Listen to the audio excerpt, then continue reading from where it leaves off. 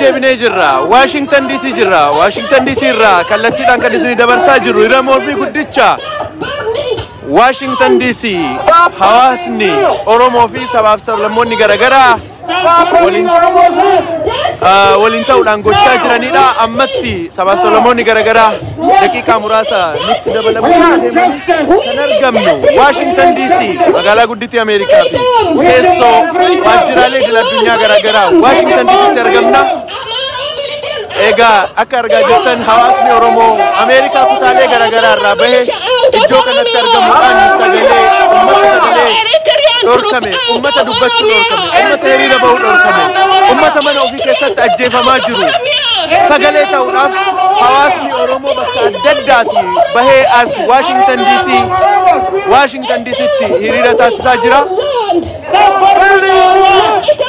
Prime Minister Abiy Ahmed is a killer. Prime Minister is a killer. Kan daawwachaa jirtan hiriira mormii Washington DC irraa isinii darbaa jiru kallattiidhaan. Oromoonni kumaatamaan lakkaa'aman Ameerikaa kutaa adda addaa irraa bahan iddoo kanatti argamanii hiriira mormii adeemsisaa jiru. Democracy now! Amara militia out of Oromia! Amara militia out of Oromia! Amara militia out of Oromia! Amara militia out of Oromia! Milishaan Amaaraa Oromiyaa keessa haa ba'u. Waraana Faannoo Oromiyaatti erguun haa dhaabbatu. Waraana Eritiriyaa Oromiyaatti erguun haa dhaabbatu. Oromiyaan dirree waraana adda addaatti erganii saba keenyatti ficcisiisanii miti kan jedhu kan dhagahamaa jiru.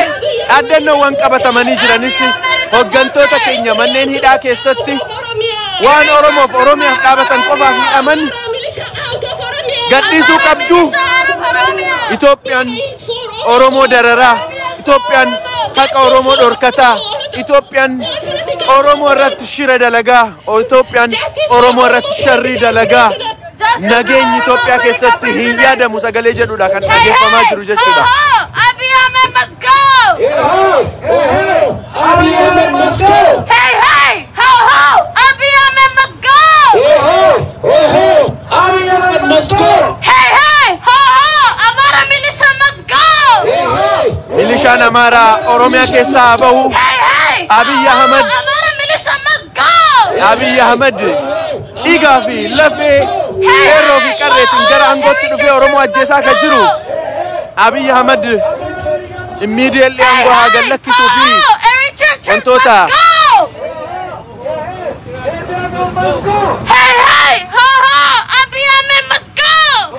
akkuma duratti isiniin jedhaa ture alatti gara waan deemaa jiru kana kan ibsu ofirraa qabatee iskiriinii guddaa tokkoon dhimma hiriira kanatti baanee fi maaliif akkas jiru kan ibsu iskiriiniin tokko fuuldura keenyatti deemaa jira. Iskiriinii kana gubbaatti haasaawwan jibbaa Abiy Ahmedii fi kaadiroonni isaa godhaa turan kan adda addaa viidiyoodhaan displee godhaa deemaa jira. Namoonni kumaatamaan lakkaa'aman Ameerikaa kutaa adda addaatiin argaman asitti argamu.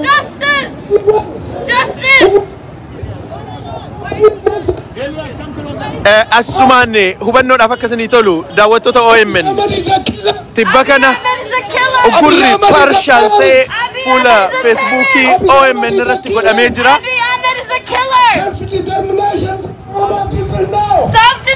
Ugurri partialiin fuula OMN irratti taasifamee jira. Kanaaf tamsaasni OMN akka duraanii nama hedduu gahuu hin danda'u. Namoota muraasatu sagantaawwan kallattiidhaan dabarsinu kana daawwachuudhaaf carraa argata. Uggura sagalee Oromoo waan taaneef waan Oromoodhaa dubbanneef warroonni Abiy Ahmed sponsor godhu qaama adda addaa wajjin ta'uudhaan uggura partial ta'e fuula Facebookii OMN irratti taasifamee jira. Kanaaf gama adda addaatiin linkii namootatti ergaa akka daawwachan gochuu dandeettu. Nama hunda fuula Facebookii OMN hordofu hunda sagantaan kun hin dhaqqabu. Redistributionii yookaan immoo bakka OMN gahuu danda'u limited godhanii jiru kanas akka kanaan hubattan.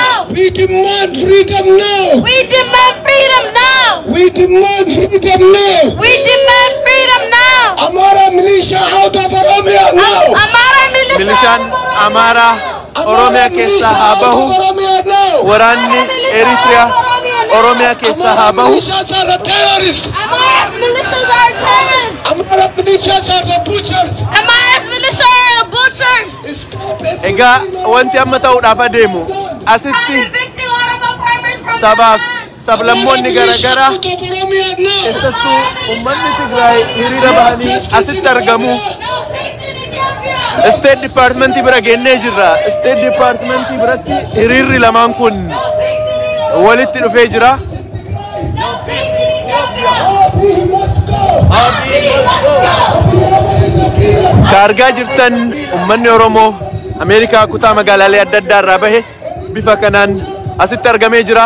Hubannoodhaaf akka isinii tolu torbaanota darbeerraa kaasee fuulli Facebook OMN tamsaasni kallattiidhaan dabarsu namoota hedduu bira akka hin geenne godhamee waan jiruuf sagantaawwan hordofaa jirtan kana namoonni hedduun akka durii argachuu hin danda'an waan ta'eef linkii isaa fuutanii hiriyoota keessanitti ergitanii akka ilaalan gochuu dandeettu. Oggurri OMN fuula Facebook OMN irra kaa'ame sagantaawwan kallattiidhaan OMN irraa darbu namoonni hedduun akka ilaaluu hin dandeenye oggura gara Facebookiitiin godhame muraasni waan jiruuf namoonni baay'een akka duraanii notification argatan jechuudha. Namoota muraasa bira gaha. Kunis ummata Oromootiif sagalee waan taaneef ummata Oromootiif waan dubbanneef gama huddaan sagalee Oromoo gadi qabuudhaaf tattaaffii taasifamaa jiru keessaa tokko kanadha jechuudha. Abiy Ahmed is a butcher. Stop genocide in Oromia now. US,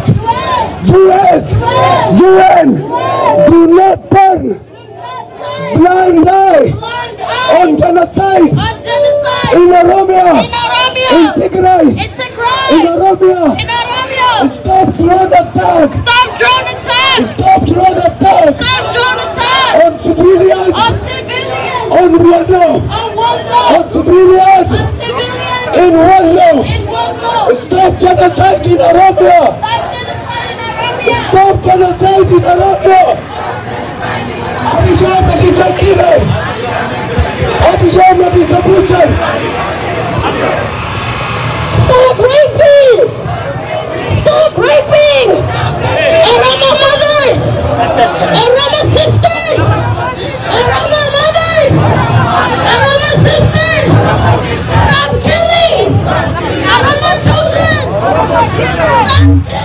Stop killing. Oromo people. Stop killing. Oromo mothers. Stop killing.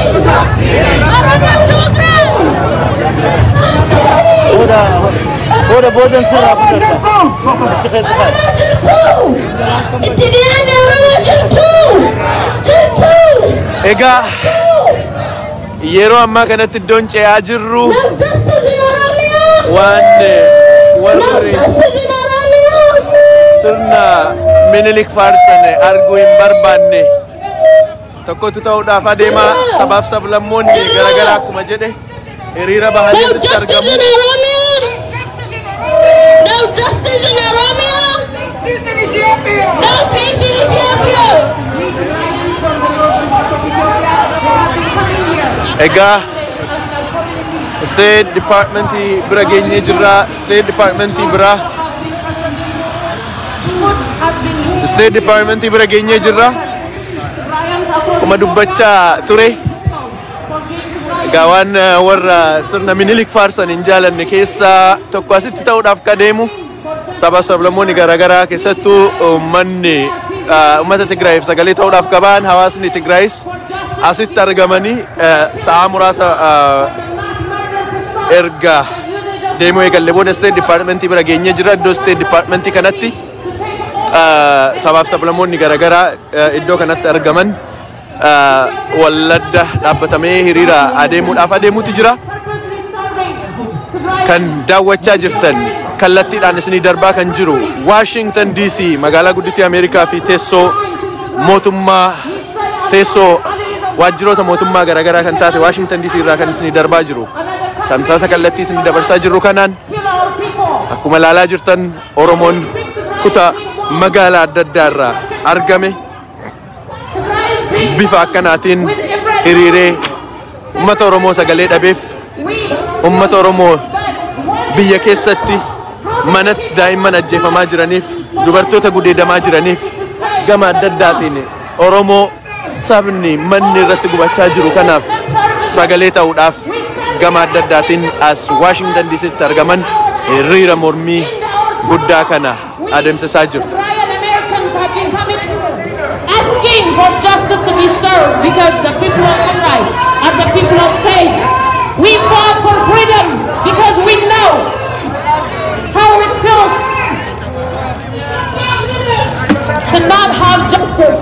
So we stand here today asking you to go beyond being deeply alone. We ask you to go beyond being deeply concerned because being deeply concerned is not saving my people. My people are being slaughtered in Ethiopia. Ethiopia is a failed state. We say so because Ethiopia is committing crimes across Ethiopia. Food is being used as a weapon. Using food as a weapon is a war crime. Secretary Blinken, we ask you to do more, to do better, to stand on the side of humanity.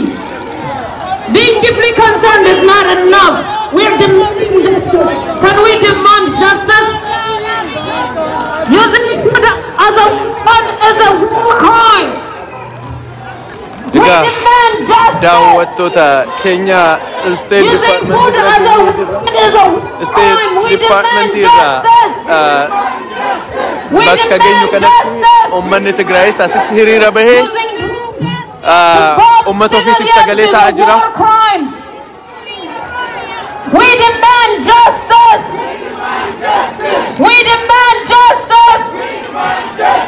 Ethiopia is guilty of the genocidal war in Tigray. Justice! We demand justice. We demand justice! Eritrea is guilty of the genocidal war in Tigray. We demand justice! We demand justice. Demand justice! Food is being used as a weapon. We demand justice! Ethiopia is using food as a weapon. We demand justice! We demand justice. We demand justice! Drones are being used to bomb civilians in Tigray. We demand justice! We demand justice. We demand justice! We demand justice. We demand justice! Amhara militia out of Western Tigray. We demand justice! We demand justice. We demand justice! Out of Tigray. We demand justice! We demand justice. We demand justice! We demand justice. We demand justice! We demand justice. We demand justice! Stop genocide in Tigray. We demand justice! Stop genocide in Oromia. We demand justice! We demand justice.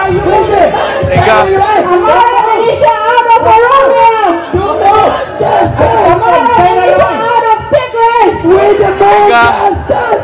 akkuma argaa jirtanitti Amhara militia out of Tigray. We demand justice! Turkey stop supplying drones. We demand justice!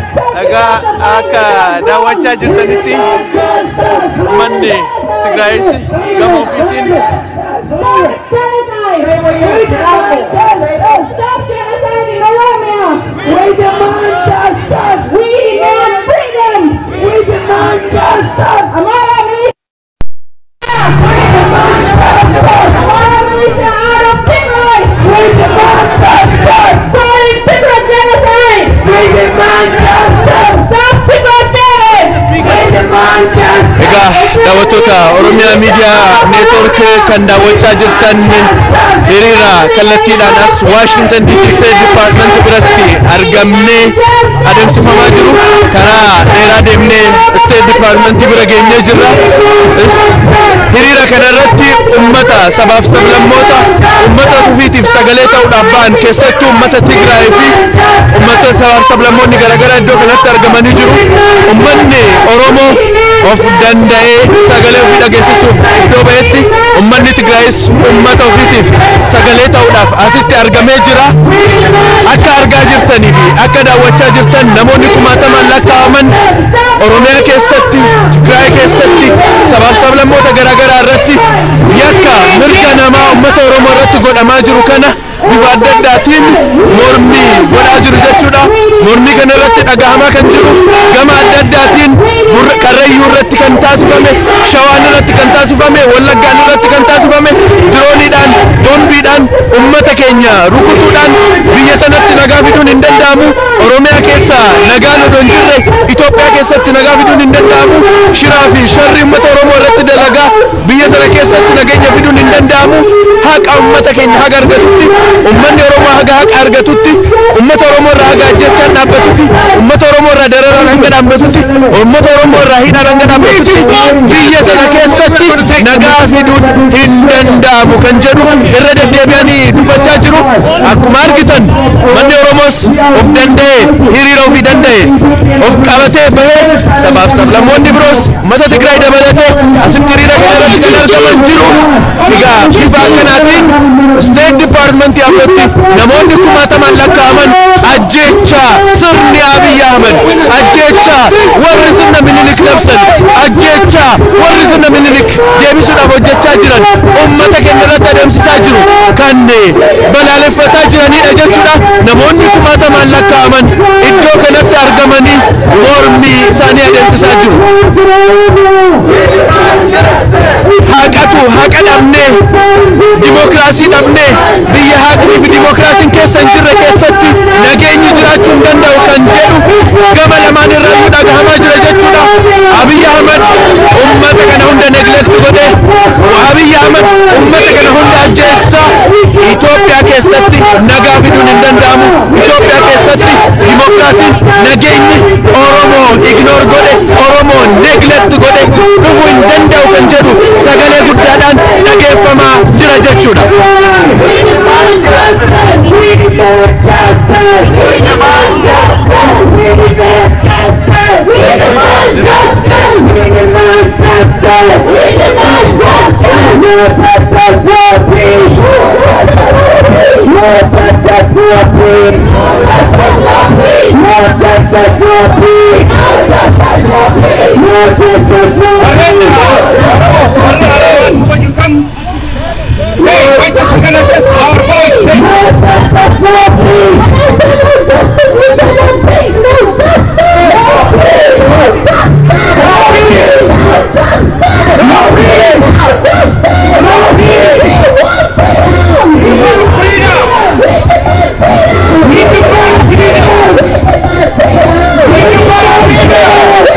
Nageenya barbaanna, dimokiraasii barbaanna.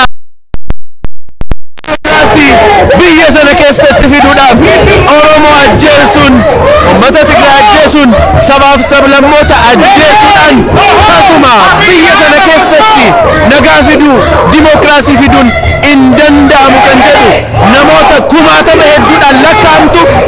Iddoon amma jirru kun State Department, American State Department galma Haaji Alaa mootummaa Ameerikaatti argamna. Uummanni kumaatamaan lakkaa'amu uummata Tigraay fi uummata Oromoo akkasumas sabaaf sablammoota garaagaraa irraa namoonni akka argaa jirtan alaabaan Eritrees nan mul'ata, alaabaan Somaalees nan mul'ata. Sabaaf sablammoonni garaagaraa haqa barbaanna, nageenya barbaanna. Haqni nageenyi Oromoo ajjeesaa, Oromoo lafarraa fixaa dhufuu danda'u hin jiru kan jedhu ol guddatee dhagahamaa jira.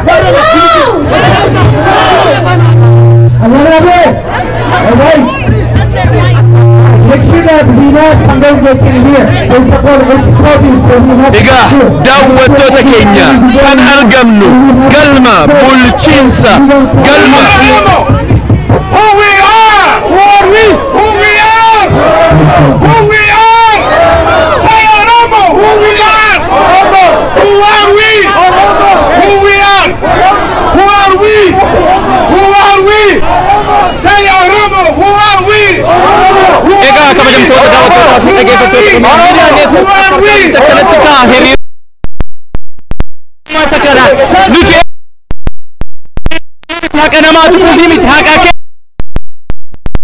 naaf kajet ummanni kumaatamaan bakka kanatti yaa'ee Oromoon xiiqiidhaan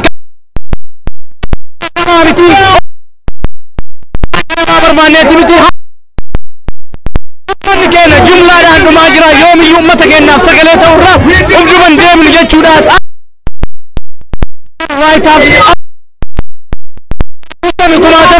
akkasumas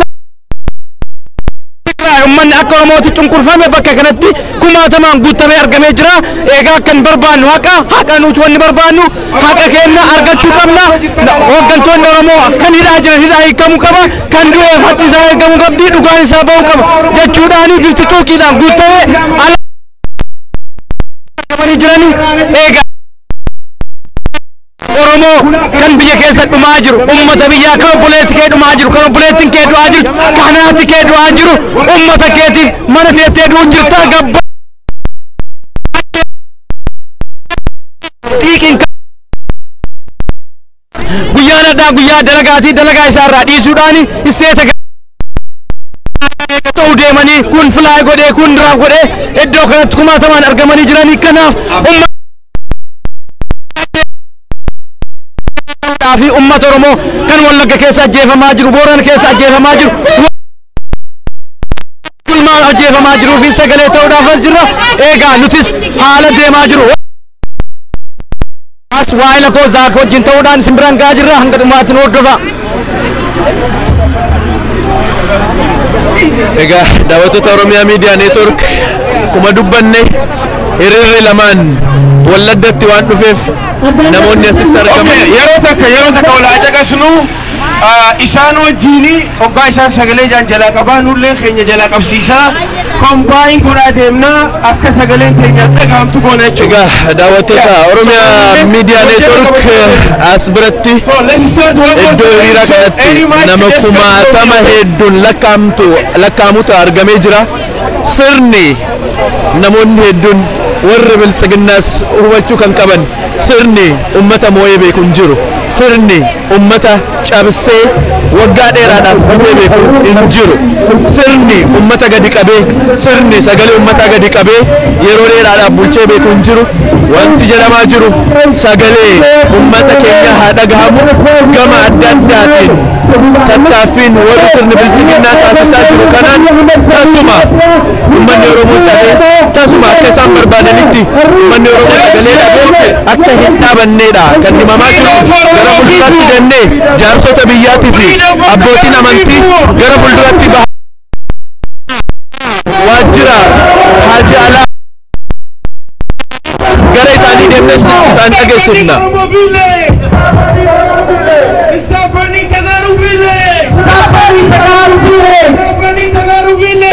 Asitti fuuldura kanatti jaarsota biyyaatii fi abbootii amantii garaagaraa gara fuuldura kanatti argamanii jiranii isaanii waan tokko jecha gaggabaabaadhaan maaliif akka ba'an eessa akka jirru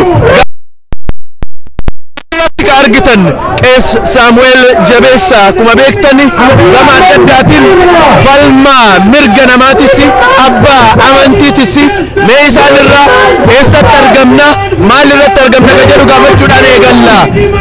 Qees Saamu'eel baga nagaadhaan dhuftanii akkuma nu argitanu Oromoon North America kana akka jirurraa walitti State Department Washington DC kan argamnu yeroo amma rakkina Oromiyaa keessatti babal'achaa dhufe ajjecha gaama Walloodhaa kaasee amma Wallaggaatti amma Karrayyuutti abbootii gadaa Karrayyuu akkuma jiru lafarraa fixuuf deemsifamaa jiruufi hidhattoota Oromiyaa keessatti kamanuuf hundumti keenya asitti walitti qabamnee jirra. Akka argitan abbootiin amantaa gargar utuun bahin hundumtuu wal duukaa dhaabbatanii mirga namummaatiif hidhamtoota siyaasaa mana hidhaa keessa jiran hunda gadhiisisuudhaaf walitti qabamnee jirra jechuudha. Hedduu galatoomaa booddeerra ilaalchisee wal agarraa amma gaaffii mataa tokko gaafachaan darbaa jira. Galatoomaa hundumti keessan jarri mana hidhaa keessa jirtanuu jarri qeedhaa ari'atamtanii jirtan uummanni keessan isin wajjin jira jabaadhaa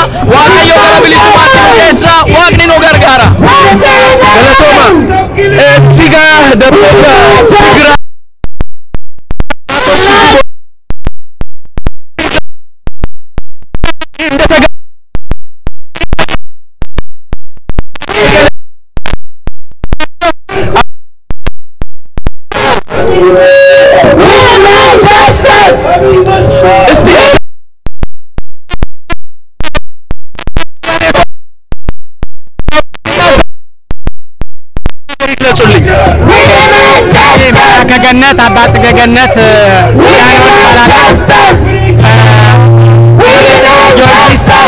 ነው ትግራይ ኦርቶዶክስ ቤተክርስቲያን ማገልገለው እዚህ ያለው ኢትዮጵያ ምታደርገው ያለ ህዝቦቿ ትግራይ በኦሮሚያ በአገው በጉም ጀነሳይድ እየፈጸመች ስለሆነ ለማውገዝ በተለይም ደግሞ ኢትዮጵያ ቅዱስ ሲኖዶስ ከመንግስት አብይ ጋር ሆኖ እየጨረሰ ክርስቲያን እየጨረሰ ገዳማት እየፈረሰ አብያተ ክርስቲያን እያፈረሰ ህዝቦቿ እያሳረደ ስለሆነ እሱንም ለመቃወም ነው። ምክንያቱም መነኮሳቱ ካህናቱ ሂደው ስለሆነ ፖለቲካ ህዝባችን ገዳሞቻችን እየተደመሰሱ ስለሆነ እሱን ለማውገዝ ነው። በተለይ የትግራይን ህዝብ መንገድ ዘግቶ መብራት ዘግቶ እህል እንዳይገባ በጣም የገደለ ስለሆነ የአይቁም ጀኖሳይድ ይቆም ነው። መንገድ ይከፈት ነው። አብይ አይሲሲ ኢንተርናሽናል ክራይም ኮርት ይቅረብ፣ ወንጀለኛ ነው። የታሰሩ ፖለቲከኞች እስረኞች ሁሉ ይፈቱ ለማለት ድምፅ ለመሆን ለህዝባችን ነው ያለው። እሺ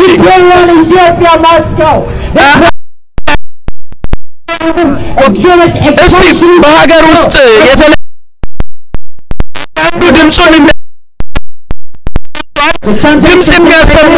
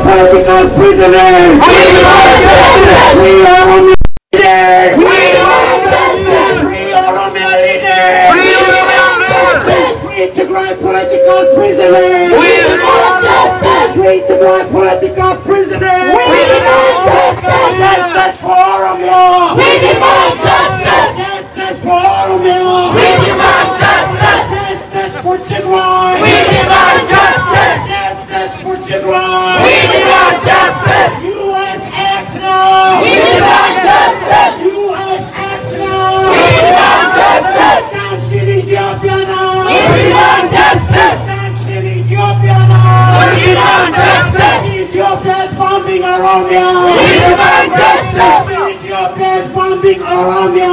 We demand justice. Ethiopia is bombing Tigray. We demand justice. Ethiopia is bombing Tigray. We demand justice. Ethiopia is guilty of genocide in Tigray. We demand justice. Ethiopia is guilty of genocide in Tigray. We demand justice. Ethiopia is guilty of genocide in Oromia. We demand justice. Ethiopia is guilty of genocide in Oromia. We demand justice. Free Jawar Mohammed. We demand justice. Free Jawar Mohammed. We demand justice.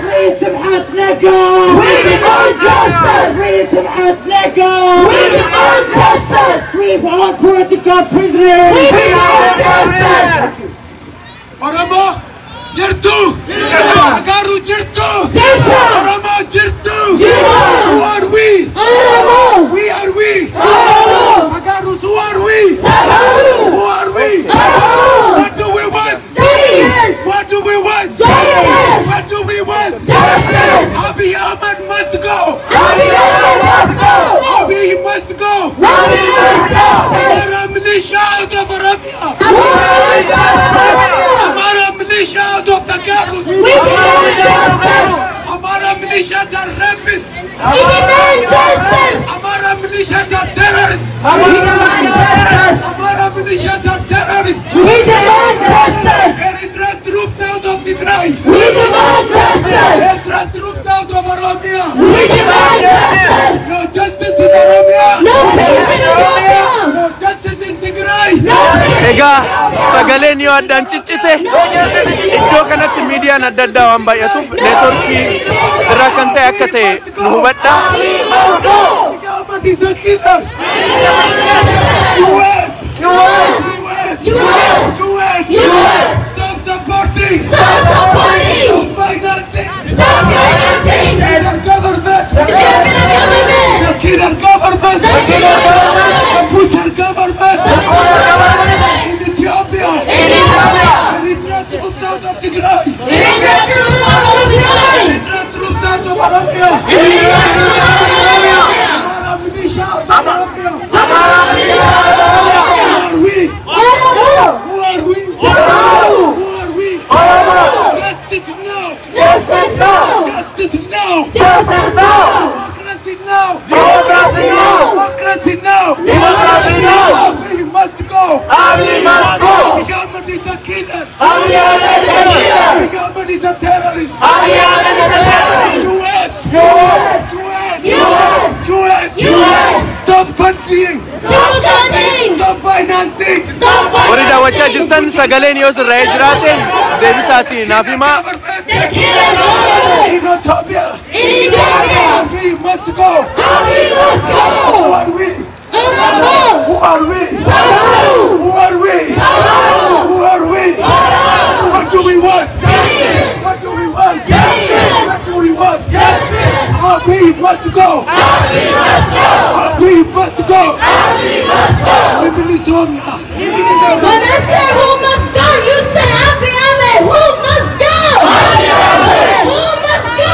Abiy Ahmed. We demand justice. We demand justice. We need justice. We need justice. We demand justice. We demand justice. We demand freedom. We demand freedom. We demand freedom. We demand freedom. Down, down, Abiy Ahmed. Down, down, Abiy Ahmed. Down, down, Abiy Ahmed. Down, down, Abiy Ahmed.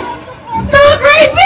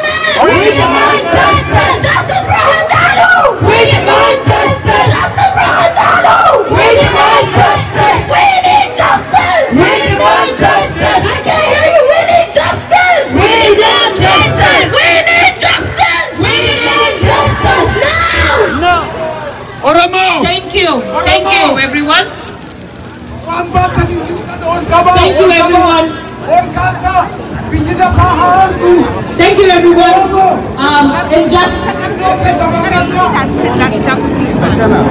Injustice.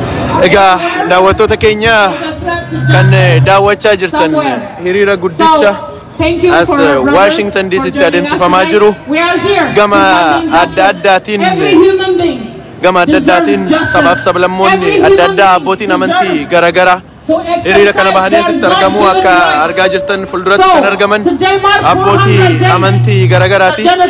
Abbootiin amantii dhaamsa dabarsaa turaniin abbaan amantii tokko kan irraa eeggamu waa'ee nageenya biyyaa, waa'ee dimokiraasii, waa'ee haqaa malee ittisa sirna biyya bulchaa jiru yookaan immoo kaadiree sirna biyya bulchaa jiru ta'uun qabu kan jedhu kan dhagahaa turre.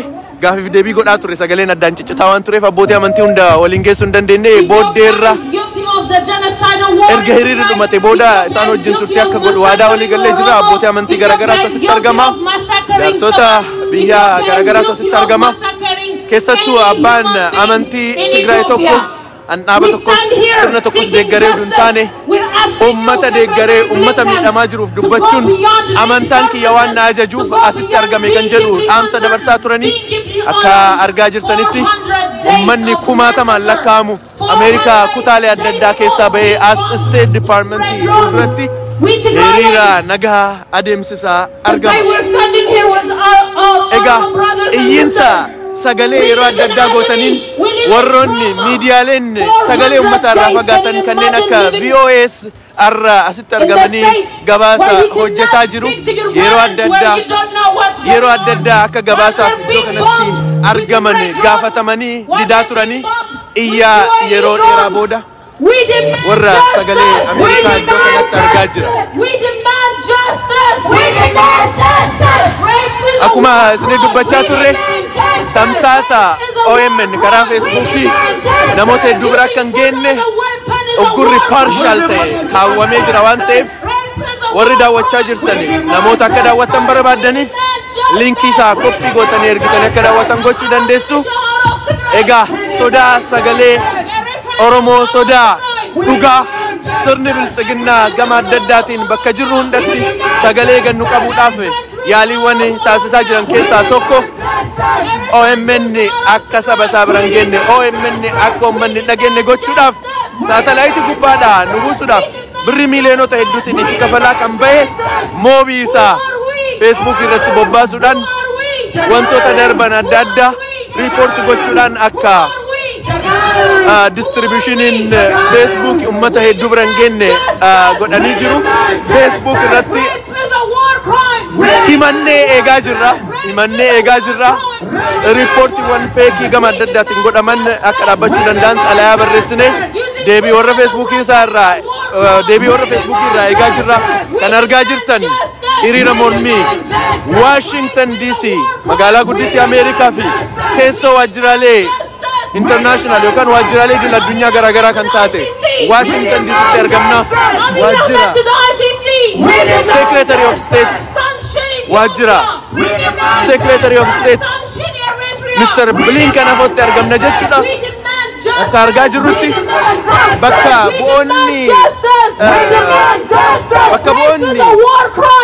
State Department irraa dhufanii xalayaa maaliif akka as dhufne maal akka gaafataa jiru mul'isu kan barreeffamee qophaa'ee jiru as hooggantoota waldaa hawaasaa adda addaa harkatti kan argaa jirtan kun xalayaa qophaa'ee har'a galuudhaaf adeemu. Xalayaa kana keessatti ajjeechaan uummata keenya irratti adeemsifamaa jiru, miidhaan uummata keenya irra godhamaa jiru bifa qindaa'een barraa'ee ajjeechaan Wallaggaa, ajjeechaan Karrayyuu, ajjeechaan Shawaa, ajjeechaan Booranaa, ajjeechaan Gujii gama adda addaatiin qindaa'ee bifa xalayaatiin barraa'ee galchuudhaaf qophiin xumuramee jira.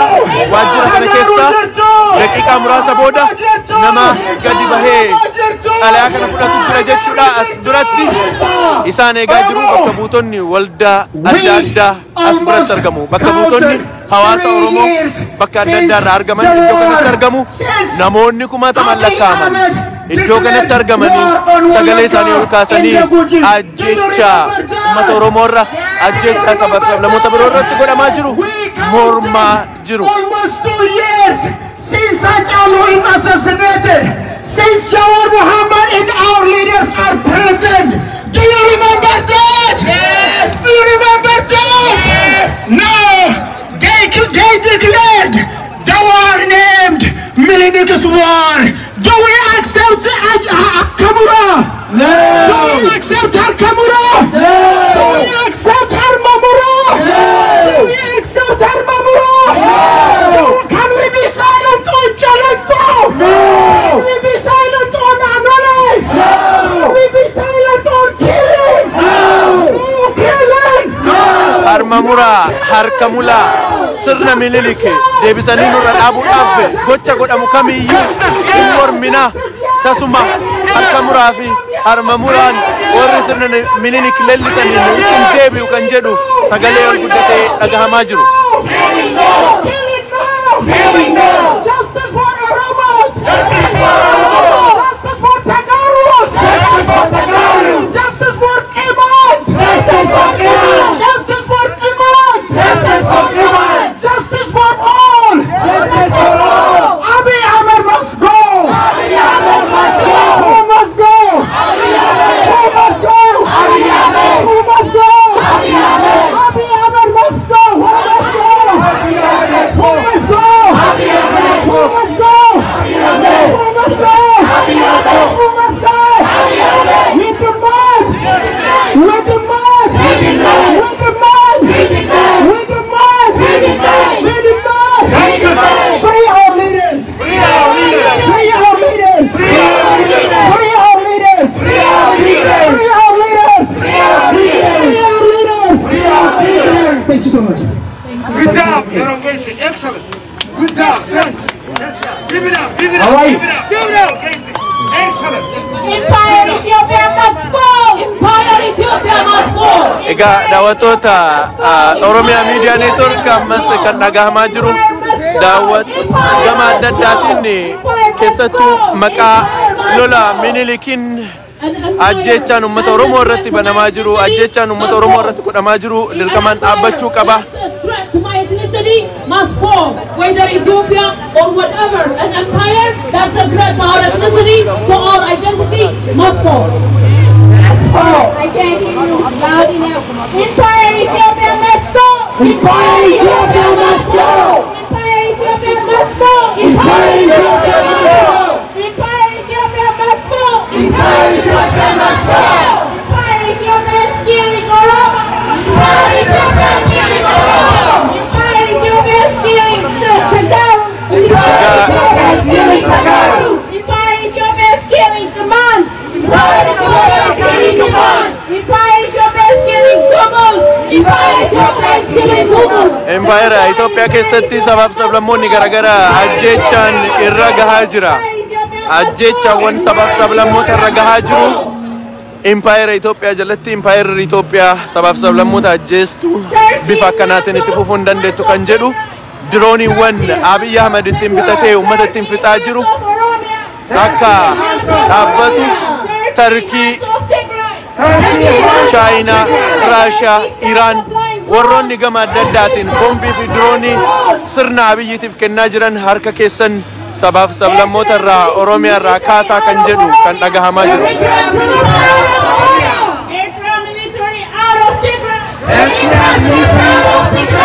Isaias must be out of Ethiopia. Isaias must be out of Ethiopia. Isaias must be out of Tigray. Isaias must be out of Tigray. Free political prisoners. Free political prisoners. Stop mass arresting Tigray in 15 days. Stop mass arresting Tigray in 15 days. Stop arresting Oromos. Stop arresting Oromos. Justice for Karayu massacre. Justice for Karayu massacre. Justice for Karayu's massacre. Justice for Karayu massacre. We demand justice for Karayu massacre. We demand justice for Karayu massacre.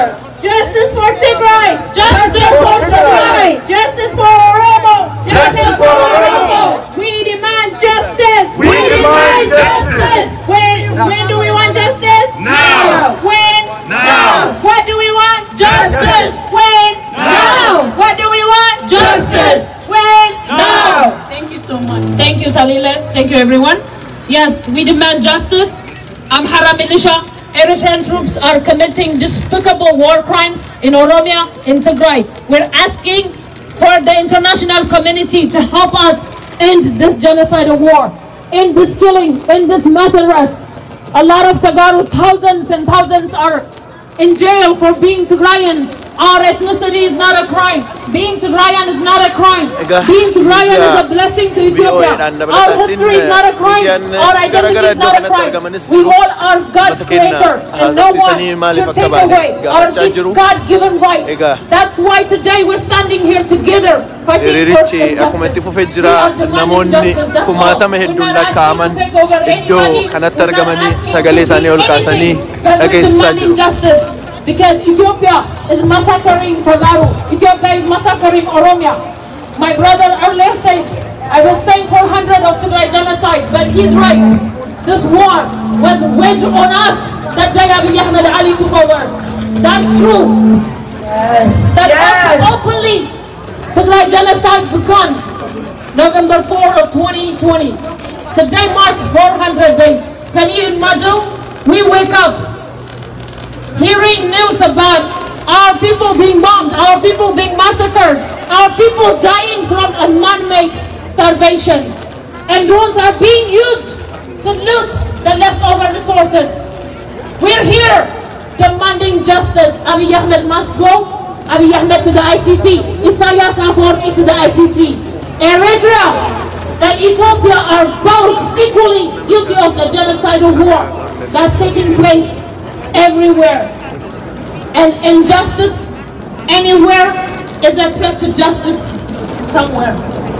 We demand justice! We demand justice! We demand justice! We demand justice! We demand justice! We demand justice! We demand justice! We demand justice! Abiy Ahmed to the ICC! Abiy Ahmed to ICC! Abiy Ahmed to the ICC! Abiy Ahmed to ICC! Abiy Ahmed to the ICC! Abiy Ahmed to ICC! Thank you.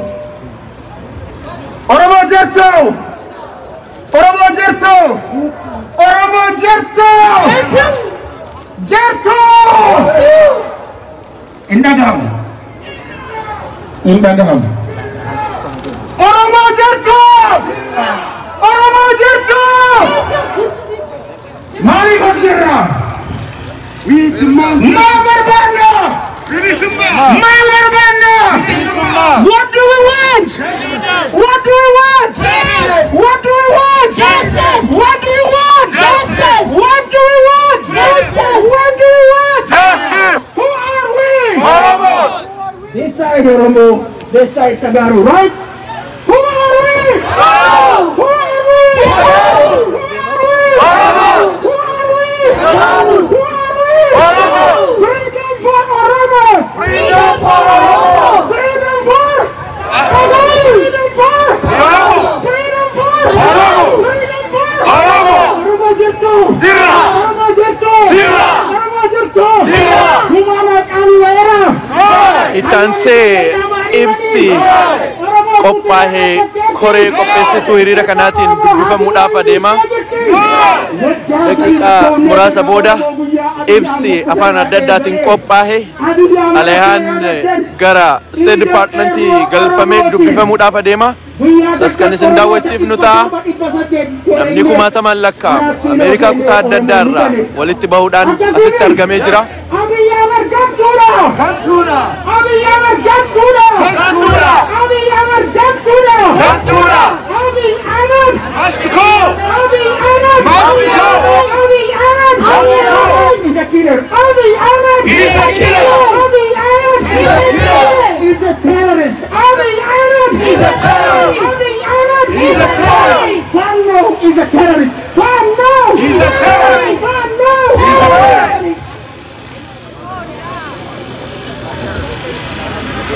Ga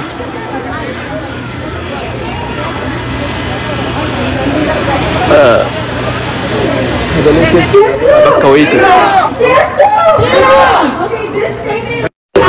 Oromo Community Organization. This is to the Honorable Anthony J. Boynton. I'm going to read out the letter. Dear Mr. Secretary, we Oromo American are assembled here today to bring your attention to the gross human rights violations, mass incarceration, torture, extrajudicial killings, and rapes being perpetrated against the Oromo people in Oromia, federal state of Ethiopia, by the Abiy administration and his allies. For the last 3 years, Western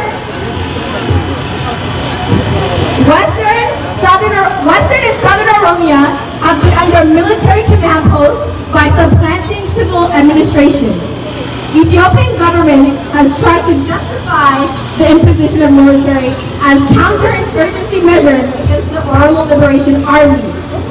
As Amnesty and other human rights organizations have documented, Ethiopian security forces have committed egregious human rights violations, extrajudicial killings, rape, torture, mass arrests, burning of villages, displacement under the guise of law enforcement measures. Most of these victims have been students, farmers, members of opposition parties, families of opposition parties, and government employees. So far, government has neither investigated nor persecuted the perpetrators of these crimes. Currently, the civil war in Ethiopia is raging in the north, south, and western parts of the country, leaving hundreds of thousands of dead, injured, and displaced. The war has featured gruesome human rights abuses, massacre, sexual assault, substantial humanitarian crises. The media and international diplomacy have been preoccupied by the war in the north that involves Ethiopian federal government, allied forces from the Amhara and Eritrean forces on one side, and TPLF and TDF on the other side. The preceding and equally damaging civil war in Oromia has not been spotlighted. Abiy Ahmed's false promises of transitioning Ethiopia to a democracy has failed miserably. Today, Ethiopia is suffering under Abiy Ahmed's authoritarian brutal rule and civil war, causing untold humanitarian crises, costing thousands of lives, devastating economic losses that result in an influx of internally displaced people. To stop the worsening humanitarian, political, economic, social, and security crises in Ethiopia and the entire region, we suggest the U.S. government pursue the following actions. Support steps to bring an immediate negotiated ceasefire and halt the hostilities in all regions of Ethiopia. The immediate goal should be to agree to an immediate cessation of hostilities, stop airstrikes and drone attacks on civilians, withdraw Ethiopian army from civilian areas, fully withdraw of the Eritrean troops from Ethiopia, full withdrawal of Amhara militia from Oromia, Tigray, and other regions, independent investigation into war crime, crime against humanity, extrajudicial killings, and human rights violations in Oromia, Tigray, and all other regions in Ethiopia, provide access for humanitarian assistance for all people in need of assistance and internally displaced persons, stop the forced recruitment of child soldiers in the Ethiopian army.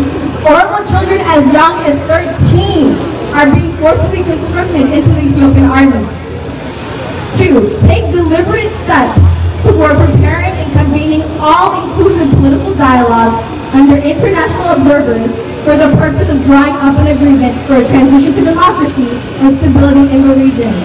The immediate goal should be to end the senseless war and inhumane treatment of civilians immediately. Take steps for all-inclusive, participatory, and transparent political dialogue. Bakala Garba and others and facilitate their participation in the all-inclusive political dialogue. And lastly, release all political prisoners who are languishing in various torture chambers of the regime. Thank you in advance for your attention to our appeals to save millions of lives and to save the country from potentially devastating violence. Sincerely, North American Oromo community. Thank you.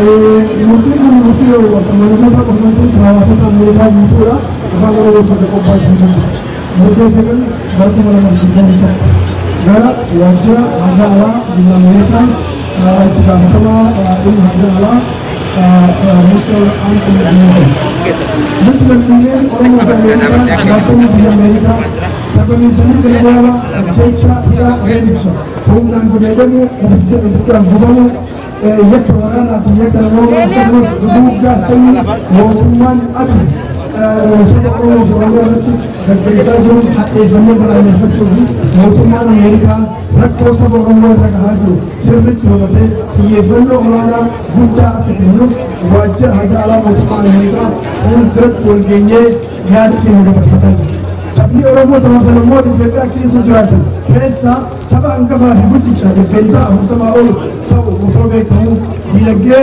dijaga keresa benta jahat sama ol tahu dia oromo dijaga kabenya rati aku dilage tinggi boleh sakit angkaba teh osok jahat itu jauh umani oromo semua Ethiopia bukan ajihamu hidamu samamu regamu denifamu hiyofamu dofamu kesati famu mana kamu argite hindi sabni oromo kuma jarraf rasma jalai afan wa weti humna empire jinda kaset se kama kame kalkabe hanga rati hata besumma sir demokrasi mirga moma mirga fi bulchu mirga hari mustaqbalna fi mustaqbal tulis yesa rat laga hanjrachu aso aso tasapure mereka makerro fitarre kuma tamatin barku ma ko sette kesa abiy ahmad ara ando kabacho karga ara bane di jada umale abiy ahmad mereka makerro fitarre kuma tamala fatika tulan fin qayli sunu bofa dofa sunna nafnya lain misali waktu sudan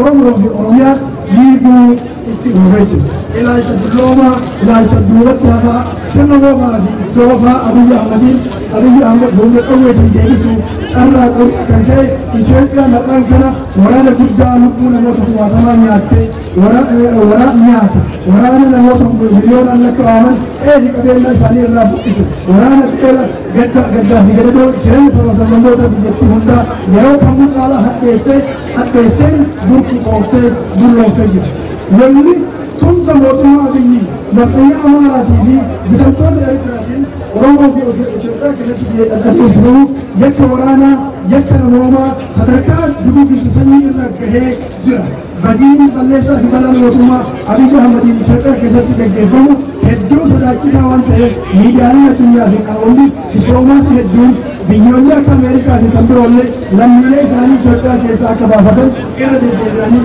ibsanii jiran. Yommuu waggaa sadii ol mootummaa biyyi Oromoo fi Oromiyaa irratti adeemsifamaa ture suutaan gara kaaba Itoophiyaatti babal'achuudhaan har'aan tana biyyattiin guutuun jeequmsa daangaa hin qabne liqimsamtee jirti. Oromiyaa fi naannoleen hedduun duula Minilik sadaffaa jedhuun ibidda waramaa jiru. Xiinxalayyiin Amaaraa fi mootummaan Abiy Ahmad karoora sanyii Oromoo lafarraa duguuguuf qaban osoo hin dhoksin ifatti Oromummaa hin qabne. አንድ አማራ ሲወጡ አንተ ኦሮሞ እንገናለን ከአሁን በኋላ መግደል ብቻ ሳይሆን እንደ በግና ፍየል ጠብሰን እንበላለን ቁርቁም በነሱ ብሻን በቁሱ ረገቹዳን ታደታይ ካዮ ከለፊ ጠንባሱ ኢልማን ኦሮሞ ሸመኔይ ድሮን ይያራን ለአራ ይፈቀዱ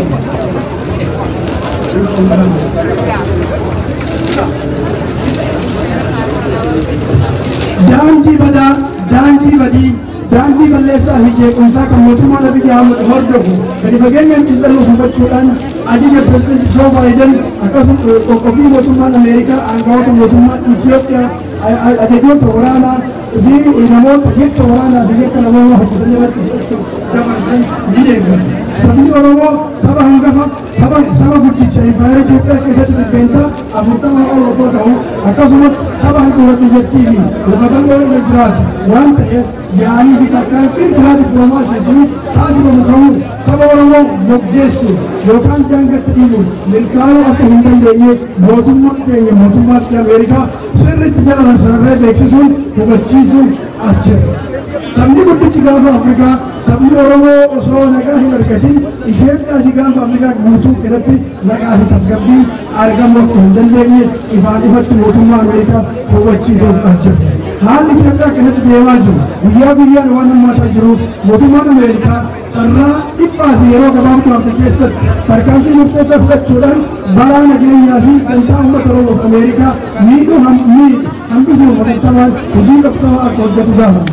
Rakkoolee saba Oromoo irra gahaa jiran xiyyeeffannoo guddaa kennuudhaan dhimmoota asii gadi tarreeffatan irratti hatattamaan ejjennoo irraa fi cimaa akka fudhatu gaafata. Tokko ajjeechaa jumlaa ajjeechaa suukanneessaa Oromoo Karrayyuu irratti murtee fudhatu tokko 2021 adeemsifame irratti ejjennoo mootummaan keenyaa mootummaa Ameerikaa deebi'uuf dhagahuu barbaada. Lama ajjeechaa fi shororkaa mootummaa dhabii tooftaa Oromoo balleessuu jedhuun golgaa godhatee uummata Oromoo meeshamaaleeyyii Gujii, Boorana, Wallagga, Wallo, Giddu Galeessa Oromiyaa fi naannolee biroo keessatti adeemsisuun ifaanumatti akka balaaleffatuu fi mootummaan adii badii kanarraa akka dhaabbatu dhiibbaa barbaachisu akka godhu gaafata.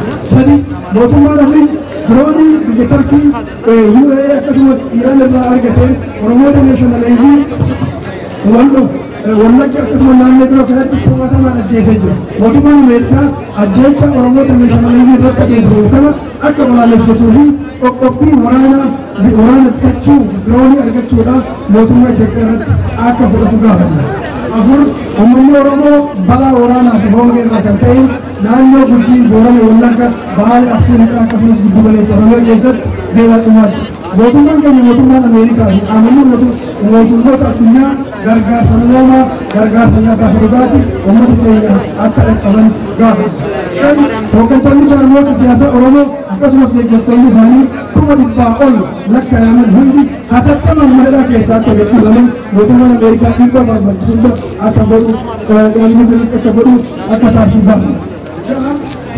Mootummaan Abiy Ahmed miidiyaalee saba Oromoo hunduudhaan sagaleen saba Oromoo akka hin dhagahamne taasisuuf intarneetii kutuudhaan uummata nuti irraa dhalanne lafarraa fixaa jiru. Mootummaan Ameerikaa mootummaa Abiy Ahmed irratti dhiibbaa barbaachisu taasisuudhaan sagaleen uummata keenyaa dhageettii akka argatu addunyaa guutuu miidiyaalee Oromoo qulqullaa'aman akka banaman dhageettii guutuun akka saxxaman akka dhaabbatu gaafata. Oromoo ta'uu yakkaa fi shakkamaa taasisuudhaan ilmaan Oromoo qoqqophii kophatti baasanii fuuldura hidhuun ajjeesuu fi fudhachuun hatattamaan akka dhaabbatu gaafanna. Lammiileen Oromoo Ameerikaan ta'an firoottan isaanii ilaaluuf Itoophiyaa yoo dhaqan mootummaa Itoophiyaa hunda hidhuu firuun akkasumas ajjeechaa irratti yaaluun fakkeenyaa fi lammiin Oromoo Ameerikaa obboleewwan Kadhata Ayyaanaa haaldura tokko malee gadhiifamee maatii isaa akka deemu gaafata. Sagal mootummaan ijoolleen xixiqqoo humnaan maatii jala guuree waraana taasisuu akka dhaabu mootummaan Ameerikaa mootummaan keenya mootummaan addunyaa dhiibbaa barbaachisu gaafannaa fiinxaaleeyyii namaaraa fi deeggartoonni adii kan biyya Ameerikaa keessaa ka'anii biyya keessatti deebi'anii yuunifoormii waraana Itoophiyaa fi isin fiinxaa lafarraa isin qopheessina jedhan waraana harkoon isaa waan jiraniif tarkaanfii mootummaan Ameerikaa akka fudhatu gaafannaa fayyaa isaa ulfaatatti muddee sagaltu nama ofii deemtu. Ammaan kana hundi keessanuu bagana ga'an dhuftanii baay'ee galatoomaa isin jenna. Ammaan kana faaruu alaabaa Oromoodhaati jenna. Al tokko. Jirtu Oromoo! Jirtu Oromoo! Jirtu Tagaaruu! Jirtu Tagaaruu! I just want to take one moment and say a few things. As an Oromo who's been struggling for so long, as an Oromo who grew up in this struggle, Tagaaruu who are facing genocide, Tagaaruu who are facing ethnic cleansing, we see you! We stand with you! I want to tell everybody and everybody who's watching, those of us who think you are independent, that there is a balance between this bad group and that bad group, choosing the silence at this moment, in choosing the side of the oppressor. You must stand up, you must speak up. There is a bombing going on in Oromia, there is genocide going on in Tigray, there is ethnic cleansing going on in Oromia, there is religious groups are being targeted. In this moment, we urge the international community that there is no two sides to this violence. There is only that government who is committing ethnic cleansing, who is committing genocide, and then there's innocent people who is fighting for survivor. So we ask you to hear us. We ask you to stand with us. And I thank you for coming. Thank you. Please, gentlemen. Amma Alaba Oromo Faru Alaba Oromo national items of Oromos, national items of Oromos, now national anthems of Oromos, they go on. So please, you guys, and then follow us. And the Oromo, Ikataka Alaba Desan, Olkaba, Alaba Oromo Olkaba, Olkaba Oromo, Alaba Oromo Olkaba, Amantana, Faru Alaba Oromo Titu, Dema Tanafu, Alaba Oromo Olkaba, just follow us, everyone. Thank you, everyone. Before I'm finished, Tagaru, Alarada, Nanina Nehra, Tagaru, Ayismail, Nanina Nehra, Tagaru, Nanina Nehra, Tagaru, Tainan Delhi, Fathi, Tainan Delhi, Fathi, Fathi Hizb Tigray, Fathi Hizb Oromo, Fathi Nizahar Kala Kullu Sam, Fathi Tagaru, Nanina Nehra, Tagaru, Nanina Nehra, Tagaru, Tagaru, united, will never be divided. Tagaru, united, will never be divided. Tagaru, united, will never be divided. Tagaru, divided, will never be divided. Oromo, united, will never be divided. Oromo, united, will never be divided. Tagaru, united, will never be divided. Tagaru, united, will never be defeated. Thank you, thank you. This is a great day today. We are united as people. The Oromo people and the Tigray people are on one stage.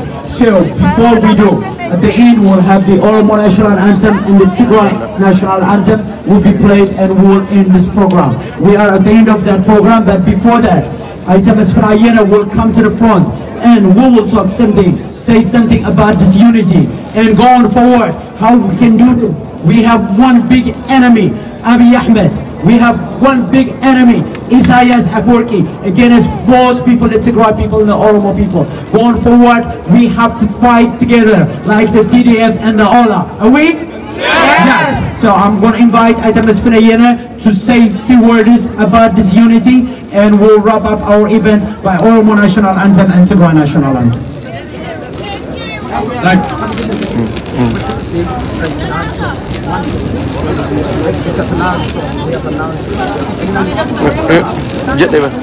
Okay, all right. Let's finish this Alaba Ega gara dumarratti Faru Alabatin umuruudhaaf adeemamaa jira. Sana dura ergaan tokko waan jiruuf ergaan sun erga xumurame booda saniif kasuma. Good afternoon, everyone. We're about to finish our. This is a new beginning. This is a good day of solidarity, and we should continue to have this solidarity. It should not be just incidental. It should be genuinely interested. We have common grounds. We have common enemies. We have common aspirations, by the way. So this unity should translate into activism. We should be tweeting together. We should be campaigning together.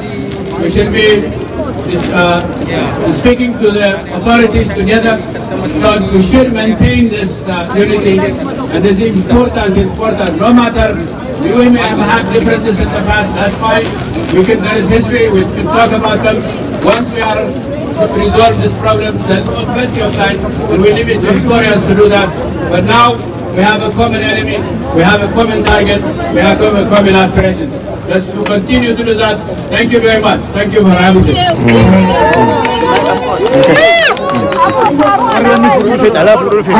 Okay. Ega daawwattoota keenya warri State Department asitti argamanii xalayaa fuudhuudhaaf as jiru waan ta'eef amma kan isinitti mul'isuudhaaf adeemnu warri State Department irraa wait let me Oromia.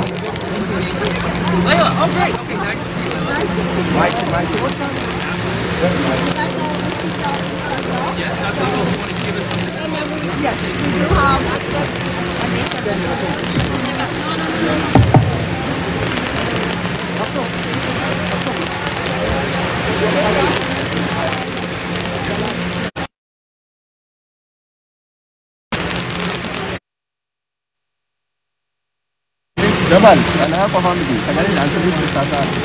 تفضل. دبر هاي كده براسي. جرب.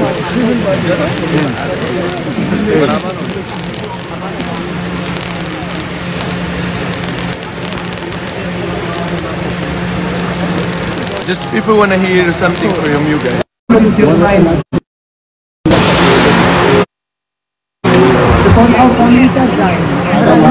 Enggak, gambar nama seberat biasa. Betul.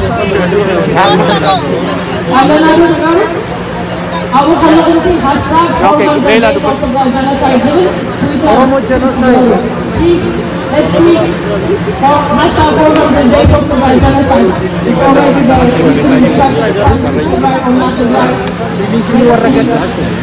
National Government Day of the Genocide. No, genocide and then don't forget to chant. Thank you. Password music.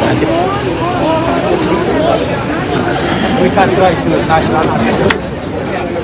Okay. Jadi हम बर्बाद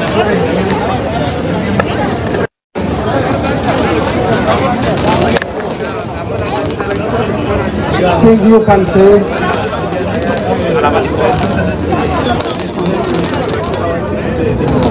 Leaders, you know that Abba Gada's leaders were massacred in the same day. About 14 of them. 15 of them are home. Please, we are still getting. Go to your Twitter page and hashtag going for Oromia. So we are religious family in Oromia are representing me. So we are really just need from you the action to save the innocent people. Can you take it one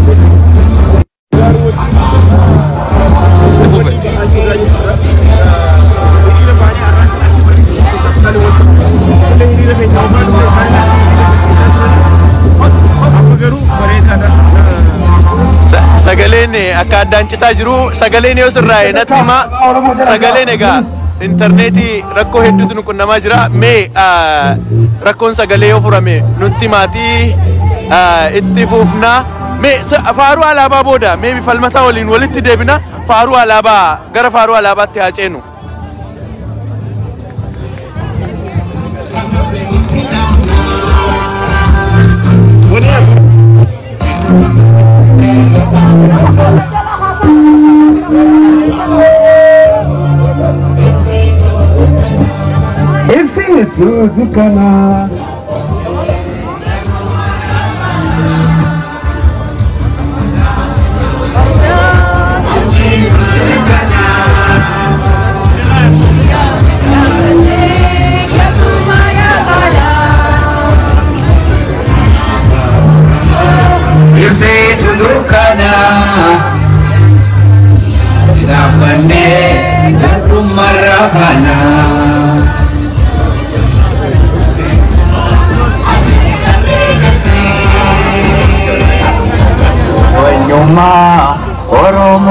kate Aba Oromo ese tudukana sirna alaabatu godhamaa jira Sidabane gabrummaa raafana Ibulla Uito kotatule Ibuka Angam yoturale Aba Oromo ese tudukana Sidabane gabrummaa raafana ese tudukana Ya siapane gabrummaa raafana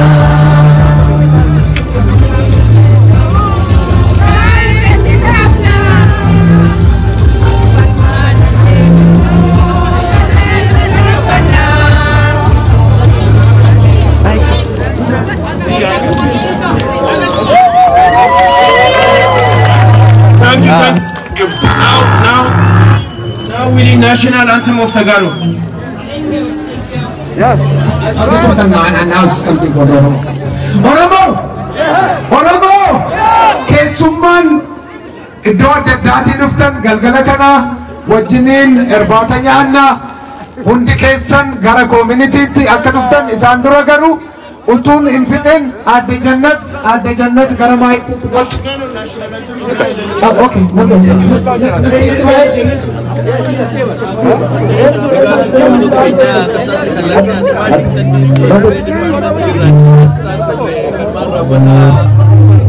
Alaabaa